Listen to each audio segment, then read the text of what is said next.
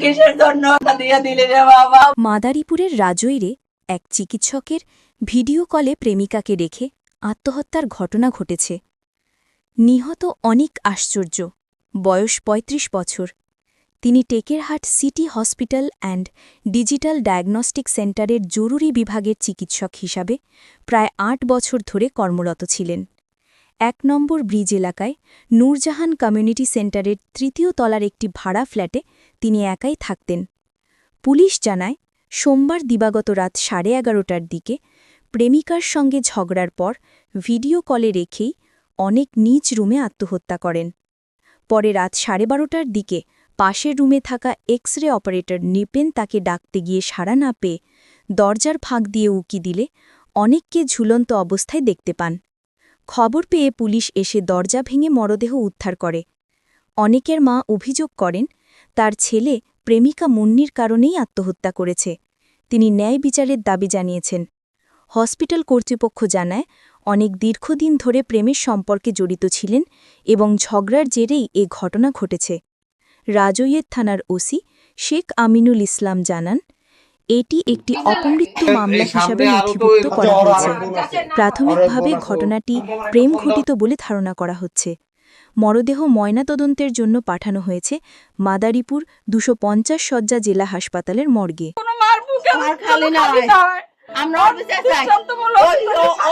কোনো ছেলের সাথে কোনো ছেলের জীবন নিয়ে এরকম প্রতারণা না করে, কোনো মার বুক খালি না হয়। কোথায় আছে এটা কি জানেন? আমরা জানবো, আমরা কি করে জানবো? আমরা তো ও তো অনেক তো আমার সাথে শেয়ার করতো না। বউ থাকতে ওই মেয়ের সাথে সম্পর্ক থাকার পরে ফেসবুকে নাকি জানো সম্পর্ক, তাই এনে বউর সাথে দ্বন্দ্ব হইয়া ই করছে, বউর সাথে ডিভোর্স হয়ে গেছে। ওই ও 10.5 লাখ টাকা দেনা হয়েছে। আবার বউ কেস করছে পর বউ ধরে নিয়ে গেছে। আমি অনেক কোথায়, আমি কই আপনি কে? কয় কি আমি আর বোন, আমি কয় আর বোন দিয়ে আমাকে একজনই, তুই কোন বোন?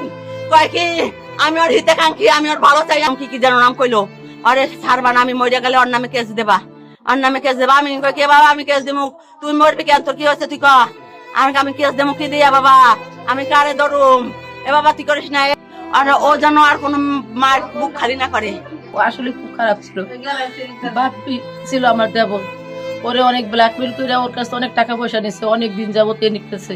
ও কালকে গেছে রাত্রে ও ওরে ব্ল্যাকমেল করছে, যেমন এমন তুমি যদি আমার টাকা না দাও আমি আত্মহত্যা করবো। এই ভয় দেখাইয়া ও ওরে ঘুমের ওষুধ প্যাকেট দেখাইছে, এই প্যাকেট দেখাইয়া ওর কাছে ছবি পাঠাইছে। ওই ছবি দেখে বাপ্পি আবার ভয়ে ভাবছে কি ওই মেয়েটা তাহলে এইগুলো করবে। ও ভয়ে আবার ও ওরে ভিডিও কল দিয়া ও আবার এই করছে, সুইসাইড করছে। ও খুবই একটা খারাপ মেয়ে ছিল।